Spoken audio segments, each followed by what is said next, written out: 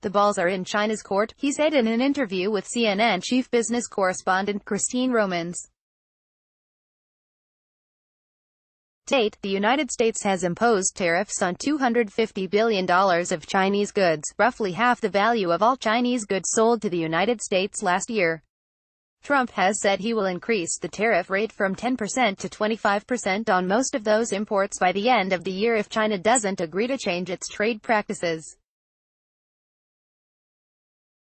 Hitting hard on trade, particularly on China, has been a centerpiece of Trump's presidency after he promised to hold other countries accountable for engaging in unfair trade practices during the campaign.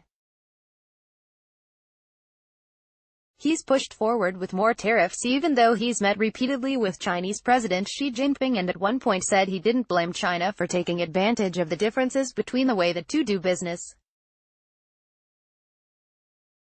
White House economic advisor Larry Kudlow said Tuesday that Trump is expected to meet with Xi on the sidelines of the upcoming G20 summit in Argentina. But Navarro downplayed the meeting, saying it's not a trade negotiation by any means. A report released by Navarro's office earlier this year accused China for engaging in unfair trade practices, detailing the ways China's economic aggression threatens the technology and intellectual property of businesses around the world. But the Chinese have yet to address those issues, Navarro said Tuesday. In fact, he believes some practices have gotten worse. They're moving in the opposite direction, Navarro said. There are thousands and thousands of people who work for the Chinese government just hammering us through cyber espionage, he said. China has retaliated with its own tariffs on U.S. goods.